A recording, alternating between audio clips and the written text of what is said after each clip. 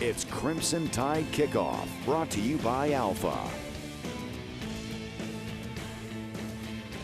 Welcome back to the Georgia Dome. 4 weeks after Alabama routed Florida in the SEC Championship, the Tide is back in Atlanta for the Chick-Fil-A Peach Bowl, and that's where we are for the playoff edition of Crimson Tide Kickoff presented by Alpha Insurance. I'm Gary Harris, and we're live, as you can see, inside the Dome, just 3 hours from kickoff between number 1 Alabama and number 4 ranked Washington. Now, this was earlier in the week, Alabama practicing inside a stadium these players and coaches know very, very well. This is Alabama's 7th game inside the Georgia Dome in the last 5 years. On the other side, the Washington Huskies have never played in the Georgia Dome or, for that matter, in the state of Georgia. And in fact, Washington didn't even practice inside the Dome for the first couple of Peach Bowl workouts. The Huskies practiced twice at Georgia State's practice field, which is outdoors. Bama did all of its on-field prep right here in the Dome. Let's start, as we always start out, with Bama headlines. For the latest on the Crimson Tide, you don't need the newspaper. You need Bama headlines. This isn't only Washington's first time playing in Atlanta, it's the Huskies' first time in the college football playoff. Now, they are the newbies, and Alabama, of course, is old hat at this. The Crimson Tide has appeared in every college football playoff semifinal. Bama is 1-1, losing to Ohio State 2 years ago, and, of course, beating Michigan State last season, while Washington is the only team of the 4 this year in its first semifinal. The Crimson Tide is not taking the Huskies lightly. The Pac-12 champions are the clear underdogs in today's matchup, but there are a lot of factors that have Nick Saban and the Crimson Tide expecting a major challenge this afternoon. And while Lane Kiffin will continue to lead the Crimson Tide offense through the postseason, his replacement for next year is already set. Steve Sarkisian will become the first Alabama offensive coordinator to ever be hired from within the program under Nick Saban. We'll hear why Kiffin expects a smooth transition from himself to Sark for the offense next season. Well, Alabama last played on this field, as we said 4 weeks ago, a convincing 38-point win over Florida. So after finishing the season as the only undefeated team in an FBS Power 5 conference, Alabama earned an invitation to today's Chick-Fil-A Peach Bowl. It's the Crimson Tide's first ever Peach Bowl appearance in the 49-year history of the Atlanta-based bowl game. Now, Peach Bowl President Gary Stokan came to Tuscaloosa back on December the 12th to formally invite the Crimson Tide, and I was able to ask him about bringing the nation's best to the Georgia Dome for the Peach Bowl. With Alabama's history in Atlanta, with the Chick-fil-A kickoff game, to now have them in the Peach Bowl, and for it to be a national semifinal, and for them to be the only Power 5 conference team that's undefeated, ranked number 1 against the great Washington team. I mean, this is like pretty much a dream matchup. Well, it really is. On, I guess, December 4th, our Christmas came early to open our presents to see we had Alabama, number 1 in the country, as you said, and never to have them in 49 years. And then to have them in the semifinal game, it's very, very special to us. And just to see our staff, our volunteers who've been volunteering for so long, many of them are Alabama grads. To know that we're going to host Alabama is pretty special. You mentioned something, too, and as soon as you mentioned it, I got to thinking. I said, yeah, you got a lot of SEC, Pac-12, and National Player of the Year honorees in this game from both teams. This is, they say styles make great fights. I mean, and I know Alabama's number 1 in the country in defense, but Washington's number 4 in offense. Washington's number 10 in defense. They're a top 10 team in defense. I saw they got one player, Buda Baker, their defensive back, who just made AP All-American team. They've got 12 kids on first and second team All Pac-12. Very good offensive line. 3 of those kids are on the offensive line. They got 2 good running backs, 2 good wide receivers. They got 1 player that's run 2 punts back, 1 player that's run 2 kickoffs back. And so this is going to be, I think, an excellent matchup for Alabama. Historically, the significance of this game, of course, it was Alabama and Washington in the 1926 Rose Bowl that really put Southern football on the map when Alabama won that game 20-19. Washington hasn't won a national championship since Don James, who was Coach Saban's mentor. And now you've got Alabama trying to become the first team in the modern era to ever go 15-0. So there's just so many storylines in this game. There really is. And I think what Coach Saban has done will go down in history as the finest coach in college football. To think about, with the parity in college football now, as national as it is, with only having 25 scholarships, with having a championship game, all those things are just remarkable what they've been able to achieve. And we feel part of it in 2008 with our Chick-Fil-A kickoff game. We invited Alabama, and they were coming off a 7-6 season. Came over to number 9 and Clemson in our game handily, 34-10. And they went on the cover of Sports Illustrated. And as Nick said today, that was kind of the evolution of Alabama really starting the run that they've been on. For Washington, I know it's going to be a little bit of a chore to travel cross country, but for the Alabama fan base too, as you kind of alluded to, this is like a second home. It's easy travel. I know the Washington fans will turn out, but there'll be a lot of crimson and white in Atlanta New Year's weekend. Well, there always is. I mean, Alabama has the most passionate fan base in the country, I think, and a lot of alumni live in Atlanta. Easy drive, as you said, and they're used to coming to the Georgia Dome. They love the Georgia Dome, and Alabama's been awfully successful in the Georgia Dome. So, it's going to be a great evening on the 31st at 3 o'clock. And finally, last question while I've got you, not only is Alabama in this game, but they will christen the Mercedes Stadium next year as far as college football is concerned with the kickoff game against Florida State. So kind of ending the season and kicking it off with Alabama next year. Well, you talk about another college football playoff type game. I mean, you're talking about Florida State and Alabama, arguably be ranked both in the top 5 maybe next year. And as you said, opening Mercedes-Benz Stadium, which is going to be the newest, best, state-of-the-art facility in the world. It's going to be very, very special for us, but also for the Alabama fans and the Alabama team. Alabama is the only team to appear in the college football playoffs in each of the first 3 seasons, and Crimson Tide fans would like to forget how it all started. A loss to Ohio State, an upset loss in the Sugar Bowl on New Year's Day 2015. Several players have pointed to that game as the catalyst for last year's national championship run. A run that included a semifinal win at the Cotton Bowl exactly 1 year ago today after opening the season with a win over a Big Ten team, Wisconsin, at AT&T Stadium. The Tide closed 2015 with a win over another Big Ten team in Arlington. Alabama jumped on Michigan State early and never looked back, crushing the Spartans 38-0 for its first college football playoff victory. The Sugar Bowl from 2 years ago and the Cotton Bowl from last season were very different outcomes, and the veterans on the team say they learned from both of the results. I feel like the first year we played in it, a lot of that team and a lot of those players on that team, including myself, we treated it more like a bowl game. Now understanding what we was doing and, the first year of the playoffs, what we could accomplish. And I feel like we just relaxed too much, partied too much and stuff like that. With this last year and this year, it haven't been the same, man. It's more like a regular week for us, not a bowl week. People not going out, staying out late, getting in the bed, getting to sleep, getting to practice, and taking care of our bodies. The Sugar Bowl, the Cotton Bowl, and the Peach Bowl all played inside domes, so weather not a factor for the fans. It won't be in here today. It's going to be a perfect 72 degrees the entire game, I guarantee it. But for the folks traveling to the game, or maybe you're back out in Tuscaloosa or here in Atlanta outside, the weather is going to be a factor. Let's check in with Reggie Rokes to get a feel for how it will affect the fans traveling to today's game. Thanks, Gary. I'm Reggie Rokes in with your Townsend Honda forecast. Over in Alabama, seeing lots of showers already developing. Over in Atlanta, though, for the game, just lots of clouds for right now, and that's going to last up until near the end of the game. Here we are around 5 p.m. halftime, still seeing those showers sticking in Alabama. Cloud cover continuing to thicken over Georgia, though. Getting north towards the end of the game, seeing a few very light showers developing in North Georgia, maybe a few showers even near the Atlanta area, but overall dry towards the end of the game. Temperatures, though, looking to be a lot cooler. Rain won't really make it until tomorrow morning. It's going to be lots of showers for those trying to head back out from the game. Temperatures much cooler, staying in the 40s.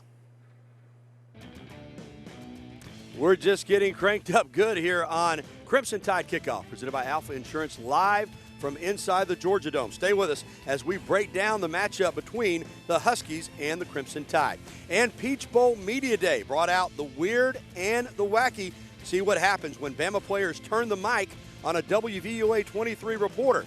Plus, Julio Jones will watch his college team play in his professional stadium today. Hear what the NFL Pro Bowler had to say about being part of building this Alabama dynasty. That's all coming up when we return. You're watching Crimson Tide Kickoff on WVUA 23. Keep it tuned right here. We're back after this. You're watching Crimson Tide Kickoff on WVUA 23. I love seeing you all. I think you do a significant amount of positive things for our players in terms of providing interest for fans, as well as a lot of positive self-gratification for the things that they do, and we certainly appreciate that, no doubt. So, you know, I love all of you. For Nick Saban, Media Day is just part of the process. Welcome back to CTKO, presented by Alpha Insurance. I'm Gary Harris, live inside the Georgia Dome in Atlanta. Now, Thursday was Peach Bowl Media Day, an opportunity for us to get the mics and have an hour to question any player or coach on either team that we wanted to. Zach Tigert was at both the Washington and Alabama sessions, and he has more on the madness that is Media Day. Hey, Gary, what's going on? I tell you, Media Day, obviously a great opportunity for us to gain some insight on the game, talk to the players about their seasons thus far, but it's also a good time for them to loosen up and talk about things outside of the game. And here's what we learned. Some teams are built for the run. Others are for preventing the run. Washington, well, they're built for fruit. I think we're meant for fruits. I'm a big fruit guy. I like fruit. But what's the preferred fruit amongst the Washington Huskies? Probably like a strawberry. Strawberry's good fruit. Strawberry. I think it's because we just had strawberries for breakfast. It makes sense that Washington's built for fruit. They're playing in the Peach Bowl. Their game with Washington State is called the Apple Cup. But which of those two fruits do they prefer? I like peaches more than apples. I guess peach right now. This week. I'm tired. I love both fruits. A good peach is pretty hard to beat. And forget about fruit. Alabama just wants more Chick-Fil-A. Yeah, we only had one Chick-fil-A sandwich. Yeah, we had two. We've had two. Chick-fil-A bowl, we've only had two sandwiches. No biscuits. A Chick-fil-A sandwich sounds a whole lot better than a bologna sandwich. They got a good quarterback. Yeah, big guy. Big guy. What's that? That's what I always tell them. Media Day is already long and grueling for us reporters, and it's even harder when some of the players decide they want to ask us the questions. Channel 23 Tuscaloosa. Yeah, I got my dog Brandon right here. He's showing me how it's done. You know what I'm saying? Brandon, tell me how it is to be a broadcaster. Well, it's very hard work, you know. You got to work hard and get to know these guys, and then sometimes they might turn the mic on you. Yeah, you see how we flip the script, huh? You know what I'm saying? How long you been in the business? I've been in it for about 6 years. 6 years? Yeah. You a dog? I think so, yeah, for sure. I'm a dog. You got to say it with a Z. With a Z. Zog. A zog. Yeah, I'm a dog, yeah. But when it comes down to bowl week, fun and hard work seem to go hand in hand. It's been fun, but it's been hard. So, yeah, practice has been kind of long. So everything that we've done this week, I've never experienced before. You know, like going to the College Football Hall of Fame, or like those competitions that we've done against Alabama. Those are like fun and pretty intense. You know, going to the go-kart races and stuff like that. It's all been pretty amazing. Now, again, the players did talk about the game and their teammates and their seasons thus far, but Media Day is almost always defined by the more humorous moments, especially when we hand Ryan Anderson the microphone. Gary? Thank you, Zach. Indeed. Well, it has been a week filled with various activities. There was go-kart racing, basketball challenges, and even some serious experience as well, like visiting Ebenezer Baptist Church, the site of Martin Luther King Jr.'s first sermon. Somewhere mixed in all the madness was football practice as well. Today, the Georgia Dome is all set for the college football semifinal, but once this game is over, the staff here at the Georgia Dome will start preparing the stadium for the Atlanta Falcons season finale, regular season finale tomorrow against the New Orleans Saints. That means 4 former Alabama stars will be on the field here on Sunday. The Saints' Mark Ingram and Roman Harper, and the Falcons' Julio Jones and Courtney Upshaw. Harper never played for Coach Saban, but Ingram, Jones, and Upshaw were all part of building Alabama's current dynasty. Jones and Upshaw talked about what it was like to turn this program into a perennial contender. Just by being from Alabama and going there, and all the guys came in with the right mindset. You know, we're going to work, we're going to get this thing turned around, and they've been off and running since then. This year, they got it all, the whole package, man, from the pass rushers up front to the DBs in the back end.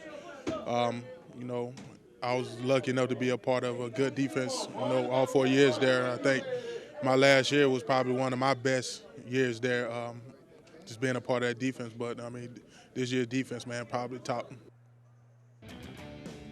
Julio Jones is one of 6 former Crimson Tide players to make the NFL Pro Bowl this season. Amari Cooper, C.J. Mosley, Dante Hightower, Landon Collins, and Ha-Ha Clinton Dix are the other 5. The 6 Pro Bowlers are the most in Alabama history and the most of any college program this year. Now that's at the pro level, but there were plenty of Alabama award winners among the current players as well. Jonathan Allen became the first Alabama Nagurski winner and first Alabama Bednarik Award winner, both for the top defensive player. He also won the Ted Hendricks Award for the top defensive end in college football. Cam Robinson won the Outland Trophy as the top interior lineman in college football, and Reuben Foster took home the Butkus Award for the nation's top linebacker. Robinson, Allen, and Foster were all unanimous All-Americans, while Mika Fitzpatrick, not unanimous, but still a consensus All-American pick at defensive back. It's no wonder Alabama's defense is the top-ranked unit in the country, and first-year defensive coordinator Jeremy Pruitt says it has more to do with recruiting good players than it has to do with the system. I think some of that has to do with being opportunistic. As a coach, when you go to recruiting guys, you want to find guys that are ball hawks, whether they play the defensive line, linebackers, defensive backs. One thing to me involved in recruiting, if you sign a guy that's a defensive back and he don't intercept any passes on Friday nights, he's probably not going to intercept any on Saturday. So I think some of that's got to do with recruiting. I think some of it's got to do with those guys putting their players in places to make plays, and they've taken advantage of that. Coming up, a look at the series history between the Huskies and the Crimson Tide. They've only met 4 times, but it's a series history that goes back more than 9 decades. But first, Crimson Tide Sports Network reporter Chris Stewart will join us live right here at the Georgia Dome. We'll be right back with more CTKO after this. Diggs waits. Pressure, and it's blocked by Alabama. Ball is picked up out of midair. Taken down the right sideline. Touchdown, Alabama. It's blocked and run back for 25 yards for a touchdown by the Crimson Tide.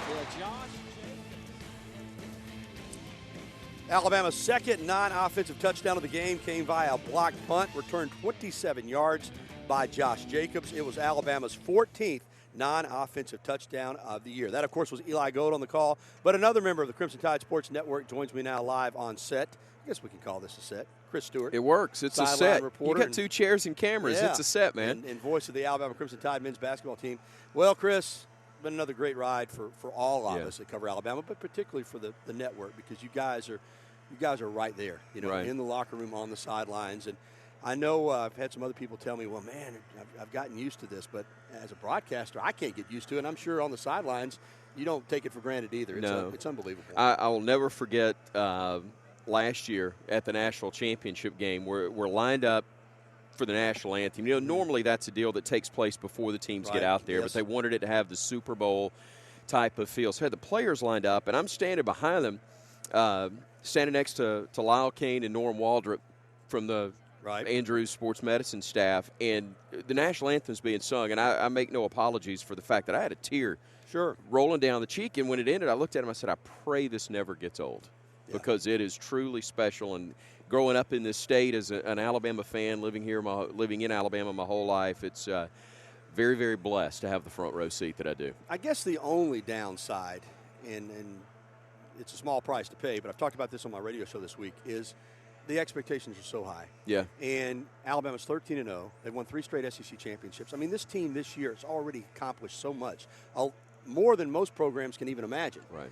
But you get the impression, not just from the fans, but the players and coaches too, if they don't finish this thing out and win these next 2 games, it's going to be somewhat of a disappointing season in that regard. It's what Nick Saban preaches about and against all the time, is the complacency. Getting to this point doesn't just happen. And yet it's almost in the mindset of some people that the season just started today. Because they anticipated the championship. They anticipated a perfect year or something very close to that. And so now they feel almost like the season starts today. And there's so much more to it than that. It's a year regardless of what happens today. Great year. It's been phenomenal. But as Saban talks about, the legacy is still to be determined. That's right. And to be truly a legacy team at Alabama, you have to finish things off in the next 2 ball games. Yeah, and it's hard to make history at Alabama, but this team can do it. They can become the first 15-0 team ever. True. Let's talk about the game today, and we're going to have some Pac-12 Network guys on later to kind of talk about the Washington angle for what they need to do. But for Alabama, another thing that you can't take for granted is winning these kind of games. Right. Because this is a quality team. Sure. If you don't play your best, they can beat you. But for Alabama against this Washington team, I know you've been studying it, notebooking it, getting ready. What do you think are just a couple of things, couple of keys that Alabama needs to do today to win the game? Oh, one of the things that has allowed Alabama to overcome the mistakes they have made on offense and turning the football over, putting it on the deck, throwing it to the wrong color jersey, is the fact that the Alabama defense has obviously been able to get that back and not just get takeaways, but turn those into points. Well, they're playing a team today in Washington that doesn't do that a lot. They're number 1 in the country in terms of turnover margin. They've only given it up 12 times all year with 33 takeaways. So I don't think you can count on that and put the pressure on the defense that Alabama has in some other situations. They've gotten by with mistakes, even against Ole Miss, falling behind 21 points. This is not Ole Miss. This is a team that is worthy of being in the top 4 in America. 15 seconds. Jalen Hurts has passed every test that's been put in front of him. Think he can handle this one today? I think so, if he doesn't put it in a category any different than he has the previous 13 games. Thanks, Chris. My pleasure. Chris Thanks for having Stewart, me. Crimson Tide Sports Network with us. When we come, their opponents today, but Washington's Jake Browning and Alabama's Jonah Williams were high school teammates. We'll hear how each followed a similar path to college success. That's next on Crimson Tide Kickoff, brought to you by Alpha Insurance. Stay with us.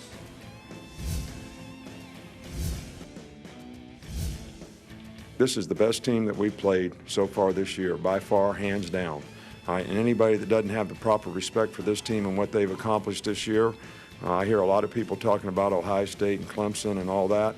I mean, I don't want to hear anybody talking about anything that's in our camp, that's one of our fans or our supporters, thinking about anything but this game. It's a one-game season from that standpoint against a very good team, and we're going to have to play our best to have a chance to be successful.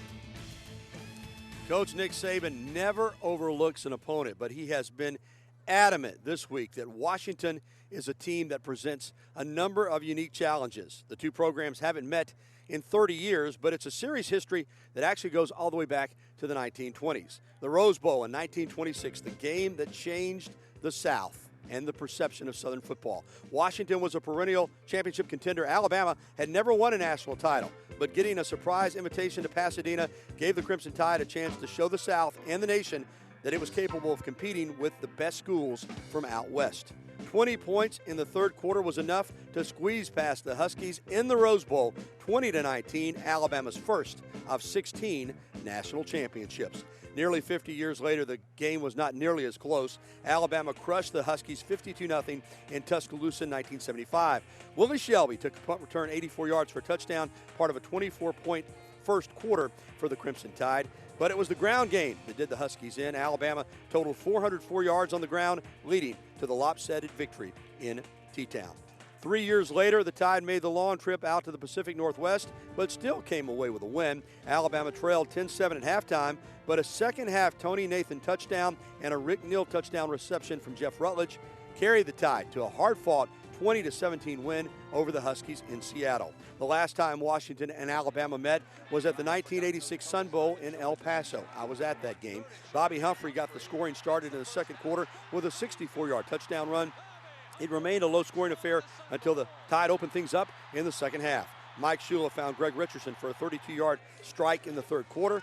And Cornelius Bennett was dominant on defense. He became the Sun Bowl MVP after he and the Tide D held the Huskies scoreless in the second half. Alabama won 28-6, finishing the 1986 season under Ray Perkins, his last at Alabama, at 10-3. But today's contest is perhaps the most important between the two programs. In fact, it is, since that Rose Bowl in 1926. A lot is made of Washington's high-scoring offense, rightfully so, but the defense is also one of the best statistically in college football. And most importantly, they're very skilled at forcing turnovers. Well, they're ball hawks. They're fast. They play smart. And they do what they do well.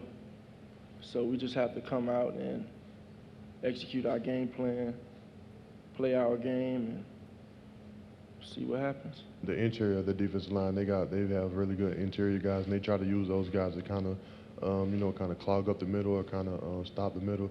And then on the outside, they have guys that are, really athletic, and they got guys that, those are the guys that can, run around and, make plays and make tackles. As for the offense, sophomore quarterback Jake Browning took a major step in his second year at UW, leading the Huskies to the fourth best scoring output in the country. The aerial attack makes the offense dangerous, but the Alabama players say it's the team's balance that makes the Huskies most difficult to defend. I would say they're more balanced than what we've seen, because they average about 210 rushing yards per game, and that's a pretty big number. Now they also get to throw the ball a whole lot, which is kind of based off of the run, so we can stop the run. They'll have to throw a whole lot more, so we kind of throw them off the game and had to make them do things that they're not used to doing. They got a lot of trick plays, a lot of schemes, a lot of screens, but we can dumb it down and stop them. Browning is the leader of the offense at Washington and the former teammate of Alabama right tackle Jonah Williams. Williams blocked for Browning at Folsom High School in Northern California. Browning is a year older than Jonah, but the duo still developed a close relationship while playing for the Bulldogs. He was one of my best friends. Obviously, that offensive line quarterback relationship is always close, and he was kind of a mentor for me, especially in the recruiting process. I really admired how he didn't do all the flashy stuff. He didn't do all that because he didn't need to. He went out there and threw a million touchdowns, his senior year and all the years he was in high school. So I think I kind of took that lead, and I'm not the flashy type anyway, so I wouldn't have been like that. But he kind of kept me humble. When he first got there, he was pretty raw talent. You could tell he's going to be really good, but he just never really had any, O-line coaching as far as like technique and stuff like that. So I think he benefited a lot from our high school. Kind of the way I did, I was able to play early because we're pretty advanced high school coaching. I think for him, he was able to play early because he came in with a pretty high football IQ, and it wasn't just a big body that could move. He really understood what was going on. Here's a look inside the numbers, and you can see for yourself why Washington is so dangerous. 4th in the country in scoring offense and 7th in the country in scoring D. The Huskies lead the nation in turnover margin. That's pretty impressive. While Browning sports a 42-7 touchdown to interception ratio. That is big-time football at the quarterback position. Playmakers John Ross and Dante Pettis are both in the top 10 in receiving touchdowns. That's a look at the Huskies. Here's what their third-year head coach, Chris Peterson, had to say about the run of success for Nick Saban in Alabama. It's amazing what Alabama's doing, the level that they compete at. And, it's a combination of they have really good players. I thought we had really good players way back when, and then they're coached well. It's that combination. And that's what makes them really good. And then you get the ball rolling, and, they can lose guys early, and, the next crew is ready to take over and carry the baton, and it's an impressive, cycle that he has going over there. And we'll have more on Washington when we welcome in our next guest. Stay tuned as former Washington offensive tackle and College Football Hall of Famer Lincoln Kennedy joins me along with Pac-12 Network studio host Mike M. Crimson Tide Kickoff, presented by Alpha Insurance, returns right after this timeout from the Georgia Dome. I think it's as fine a conference as any conference in the country, as all conferences, whether it's our conference or their conference. Some years you have maybe a few more good teams than in other years, but I think all in all it's one of the best Power 5 conferences out there. Welcome back to Crimson Tide Kickoff, live inside the Georgia Dome, presented by Alpha Insurance. Well, we want to get the Washington perspective, and who better to go to than the guys from the Pac-12 Network. To my right, studio host Mike M. To my left, Well, we're about the same size. He's got his big shoes on today. Former Washington All-American offensive tackle Lincoln Kennedy, College Football Hall of Famer, and former NFL star as well. Mike, let's start with you. We were doing radio earlier this week, and you told me point blank, this is going to be a close game. You feel like 17-14. You really wouldn't say which way, but tell me why you think the Huskies are going to be able to hang in here. Well, I think both of these teams defensively, that's sort of their calling card. UW, for everyone who wants to talk about Jake Browning and the fact that he was 6th in the Heisman vote and the weapons they have offensively with John Ross and Chico McClatcher and Dante Pettis, and make no bones about it, those guys can certainly ball out. This team's identity still circles on defense, and that's why I still think you're going to see a low-scoring game. I think turnovers are going to come at a premium, and that's the biggest key. Lincoln, you're an offensive lineman, so you know football for all the spread offenses and all the beauty of it now and throwing it down the field. It's still won in the trenches. Alabama up front, really good on both sides of the ball. What does Washington need to do to counter that strength on both sides? Well, first of all, they're going to have to score because they're going to have to put the pressure on Alabama. If it's a low-scoring game, it definitely favors Alabama, in my opinion. If it's a shootout, it favors Washington because, as Mike talked about, they do have the weapons. But as you mentioned, starts up front. And on Alabama, the front seven on defense is one of the best in the country, if not the best in the country, and they got a good offensive line. This is what Alabama does. They play defense, they run the ball. That's their mantra. Lincoln, we look at Browning, and he is one of the best in the country in interception to touchdown ratio. 42 touchdowns, only 7 picks. Jalen Hurts, the freshman, dynamic, but he has turned the football over. Is that an area with Washington's defense which forces a ton of turnovers that they think they can exploit Alabama on offense and maybe force him into some mistakes? Well, turnovers are key for anybody's game plan. If you win the turnover battle, statistics show 9 times out of 10 you're going to win the game. And so that's the key for anybody's game plan. But when you're going up against a freshman, you want to try to make it as hard for him to do his read and to do his job as complicated it is. So I definitely think they're going to find a way to try to spook him and get him out of his comfort zone. Mike, the experience factor. This is old hat for Alabama. For Washington, this is new ground. And Chris Peterson's a fabulous coach. He played in a lot of big games, won a lot of big bowl games at Boise. But this is a new environment in terms of the playoff. Washington's never played a game in this facility. Is that a factor at all? I think it's got to be a small factor. I mean, we've talked about it. Chris has addressed it as well, that there's going to be a sea of red. Surprisingly, there's a decent amount of purple rain that's been roaming outside the stadium, which is certainly cool, I think, from a West Coast vibe to it. But you're right. I mean, I think experience is going to be a factor here. But Chris Peterson did it at Boise State with lesser talent than he has right now at Washington. There are Sunday players on this team's defense. People will talk about Oklahoma, TCU, Georgia comes to mind, Virginia Tech, Oregon when they're ranked teams. So he has this formula, 3 weeks to prepare. To me, Chris has got this coy smile on his face, like he knows something that none of us know, and we'll see if it bears out on the football field. Is this Washington program under Peterson in his third year ahead of schedule, you think? I think it's definitely a year out. I know you're as close to this program as anyone, and I don't know how many people expected them to be at this point. A lot of buzz heading into the season about them because we expected guys like Myles Gaskin and Jake Browning to really develop off of their freshman campaigns, and they did exactly that. But I still circle back to the defense and some of the studs that they have there. You said turnovers is the key, #1 in turnover margin in the country, #1 in takeaways. They don't turn the ball over. 12 on the season for them. Alabama's got to force some mistakes in order to win this game. Lincoln, quickly, Steve Sarkisian. He kind of got Washington turned around. Certainly. Now he's on the Alabama staff. I know really just the seniors the only place he recruited, but any advantage there for Alabama having Sark here? I don't know if it is, but, Lane Kiffin, Steve Sarkisian are familiar with West Coast football. And look, Washington want to be here. Now they got their opportunity. They're going up against the proverbial, Goliath in college football. They've got their chance. While I got you, I got to ask you. You started your NFL career here before being traded to the Raiders. Great facility. Bittersweet for you. They're tearing this beautiful Georgia Dome down. I'm walking around. I don't see what the problem is, but I work with a team, the Oakland Raiders, who can't find a stadium. The Falcons have got 2. How about that? So, go figure. Thank you, guys. Enjoyed it a lot. Well, coming up, Lane Kiffin is moving on, but it's shaping up to be a smooth transition to Alabama's next offensive coordinator. We talked about that. Steve Sarkisian is on the way, and we've got more coming up on CTKO right after this.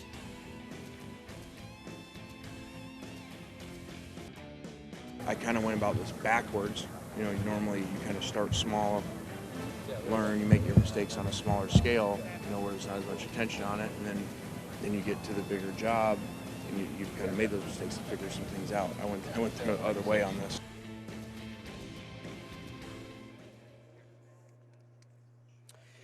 Lane Kiffin is back as a head coach after 3 years as Alabama's offensive coordinator. Kiffin will take over at Florida Atlantic and turn over the Crimson Tide offense to his good buddy Steve Sarkisian. Now Sark becomes Nick Saban's first offensive coordinator hired from within at Alabama. He's been an offensive consultant and analyst since back in September. But before that, he was the head coach at Southern Cal, and that was after he really got the program turned around, as we talked about, at Washington. While with the Huskies, Alabama outside linebackers coach Tosh LaPoy was his colleague, and when LaPoy went to Cal, he was his opponent.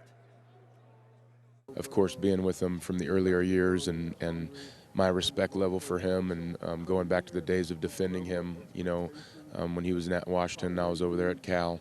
I think it's going to be a great transition, and excited, for the future there. For Sark to now know all our terminology from being there for a year, I think it'll make it really smooth and really a lot easier transition.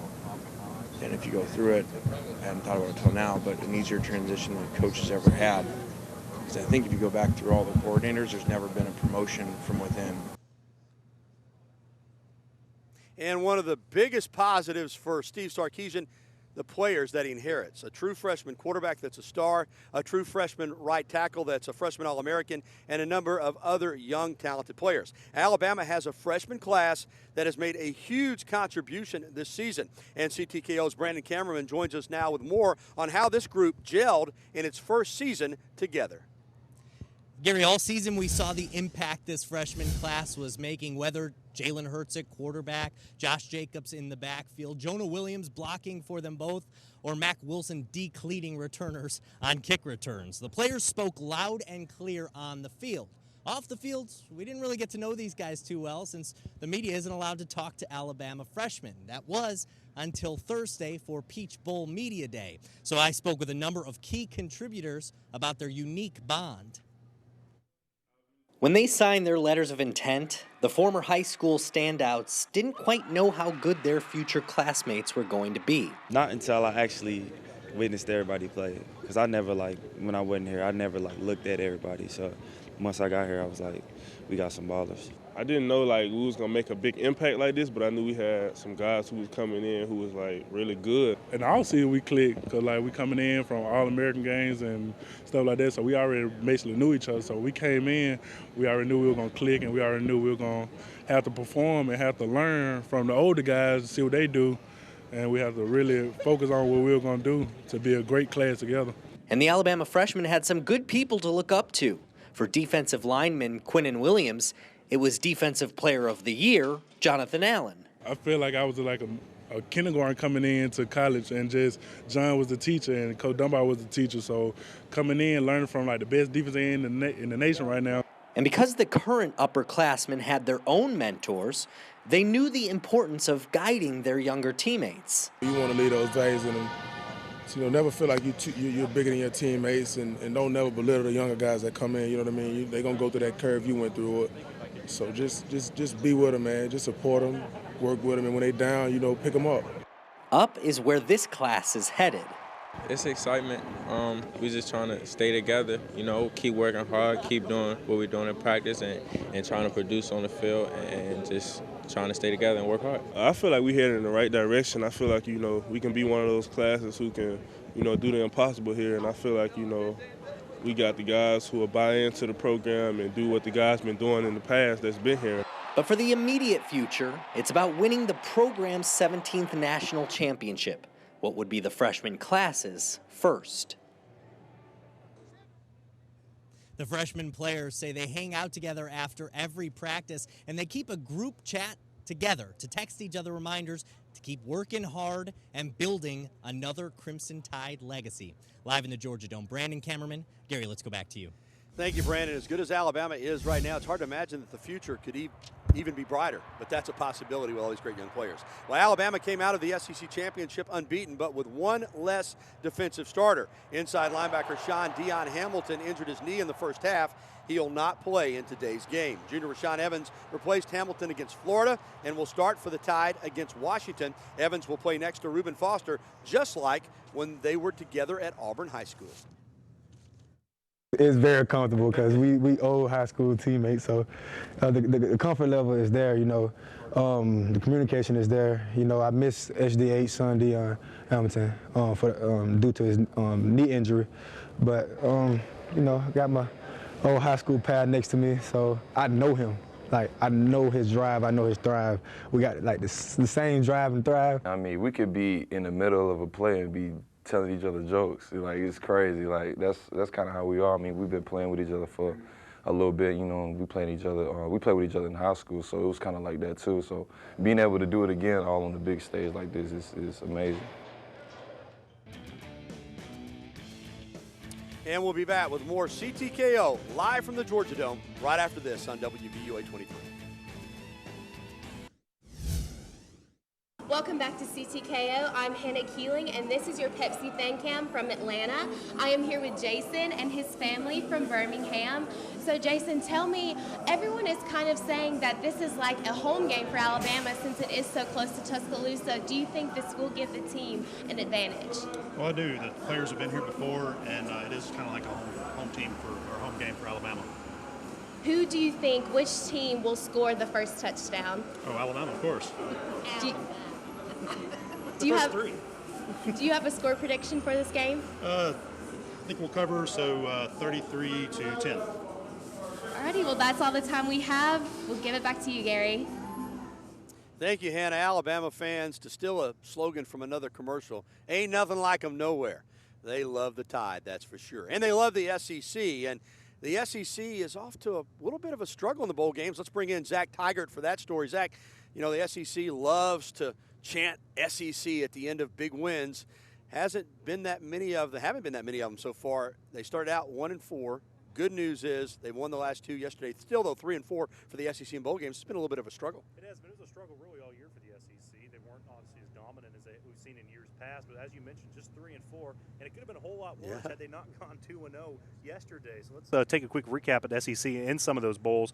Mississippi State actually got the SEC on the board first with the win in the St. Petersburg Bowl. They hung on and they beat Miami, Ohio 17-16. Then things went downhill from there. NC State dominated Vanderbilt 41-17 in the Camping World Independence Bowl, and then in the Texas Bowl, Texas A&M and Kansas State, they had themselves a shootout, but the Wildcats were victorious 33-28. What a fall from glory from the Texas A&M Aggies at one point in the season, ranked number 4 in the country. What about the Birmingham Biscuit Bowl, as Ryan Anderson would call it? It was exciting, to say the least, but South Florida came out on top over South Carolina in overtime. They are the 2016 Biscuit Bowl champions. But one of the worst games for the SEC so far was the Belk Bowl between Arkansas and Virginia Tech. First, Jeremy Sprinkle for the Razorbacks gets suspended for allegedly shoplifting from a Belk, ironically, and then someone shoplifted the Arkansas defense at a half. Arkansas blew a 24-0 halftime lead, and they lost it 35-24. Then yesterday, the SEC, like I said, they redeemed themselves a bit. First, Georgia topped TCU 31-23 in the AutoZone Liberty Bowl, and then Butch Jones and the Volunteers, they added a 38-24 victory in the Music City Bowl over Nebraska to their Champions of Life resume. Today, LSU and Louisville are battling in the Buffalo Wild Wings Citrus Bowl, and Georgia Tech and Kentucky are squaring off in the Taxslayer Bowl. Those games going on right now. And then on January 2nd, the SEC will finish things off. Florida and Iowa will be in the Outback Bowl, and then Auburn and Oklahoma in the All-State Sugar Bowl. So busy year for the SEC, but they haven't turned those bowl bids into bowl wins just yet. Let me say one thing to you. Ryan Anderson can get away with calling it the Birmingham Biscuit Bowl. It's the Birmingham Bowl. It's the Birmingham Bowl, absolutely. I mentioned Ryan Anderson was the one who dubbed it the Birmingham Biscuit Bowl, but it's the Birmingham But I think his point was he wouldn't have skipped any game. Yeah, I don't think he would. But it's the Birmingham Bowl. Good bowl game this year, too, even though South Carolina came up a little bit short. Thank you, Zach. We've still got much more to do here on Crimson Tide Kickoff. Coming up, a look at your final weather forecast, and the Peach Bowl predictions are coming in from all over, including a PGA Tour golf star and a panda. Find out what the fortune tellers think next on CTKO live from the Georgia Dome in Atlanta. And the winner is Alabama. That's superstar golfer Jordan Spieth. Spieth teamed up with AT&T to pick the results of today's college football playoff. He dropped 4 balls, picked Alabama and Ohio State to win their semifinals, and then chose the Crimson Tide as the national champion over Urban Meyer and the Buckeyes. But Spieth wasn't the only one making playoff predictions. At the Zoo Atlanta, 19-year-old Yang Yang, a male panda, was given 2 boxes with biscuits. One was a Washington box, the other, you guessed it, Alabama. And Yang Yang passed by the purple box for the one in crimson. And that can only mean he feels pretty good about picking the Crimson Tide. We try to make it as scientific as possible as you can with an animal, but we place them equidistant from the door, and he did stop. He sniffed the purple box first, but something about that red box went straight to that crimson. And now let's go back to our studios at WVUA 23 inside Bryant-Denny Stadium in Tuscaloosa for a final check on our weather forecast. Thanks, Gary. I'm Reggie Rokes in with a final look at your Townsend Honda forecast. Temperatures for the game not looking too bad, but it's going to be a bowl, so temperatures inside not too big of a deal, but those who are going to be tailgating not too bad, especially with cloud cover, keeping things nice and pleasant. But towards the end of the game, going to have a couple of showers trying to develop. Those really won't work their way in until later tonight. For those hanging back from the game, you're going to be dealing with lots of showers. Back to you guys. And win or lose, make sure and join us for a 30-minute Chick-Fil-A Peach Bowl wrap-up show tomorrow night on WVUA 23 at 10 o'clock. That's tomorrow night at 10. And thank you for joining us today for Crimson Tide Kickoff. It's been a pleasure to come to you live from inside the Georgia Dome here in Atlanta. For our staff back in Tuscaloosa and those of us right here in Atlanta, and there's a lot of them here, too many to mention, but they've done a great job bringing you this program. Of course, as I said, thanks to you for watching. Enjoy the game, and remember our 30-minute special tomorrow night at 10 o'clock on WVUA 23. For our entire WVUA 23 team, once again, here in Atlanta and in Tuscaloosa, I'm Gary Harris saying so long, enjoy the game this afternoon, and roll Tide.